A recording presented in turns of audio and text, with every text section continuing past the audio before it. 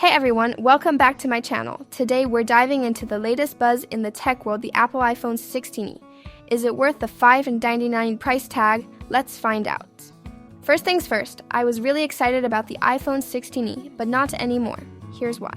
Let's talk about the design. The iPhone 16e combines elements from the iPhone 16 and the iPhone 14 series, giving it a modern look with a matte aluminum frame and a matte glass back. It comes in two colors, black and white. Sleek, right? But it's not just about looks. The iPhone 16e packs a punch with its A18 chip, the same one used in the iPhone 16 series. This means you're getting top-notch performance at a lower price point. Now, let's talk about the camera.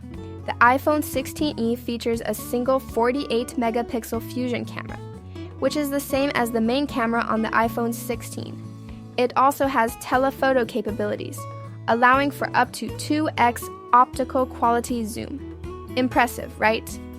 In terms of battery life, the iPhone 16e boasts the biggest battery on a 6.1-inch display iPhone. Apple claims it has better battery life than the iPhone 14, iPhone 14 Pro, iPhone 15, and iPhone 15 Pro. We'll have to test that out. One of the standout features of the iPhone 16e is the Action button, which you can program to your preferences. It also supports Apple Visual Intelligence, making it a handy tool for everyday use. But there are some trade-offs. The iPhone 16e doesn't have MagSafe support, and it brings back the notch instead of the dynamic island found on the rest of the iPhone 16 series. So, is it worth the $599 price tag? The iPhone 16e offers a lot of value for its price. It's a great entry point for anyone looking to join the Apple ecosystem without breaking the bank. But, as always, it depends on your needs and preferences.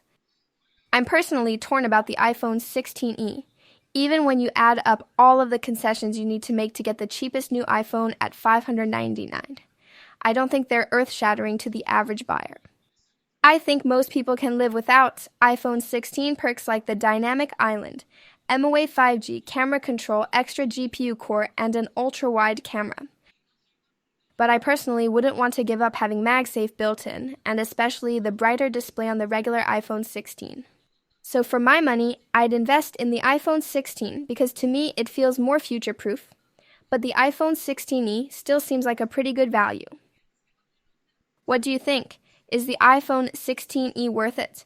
Let me know in the comments below. Don't forget to like, subscribe, and hit that notification bell for more tech reviews. Thanks for watching, and I'll see you in the next video.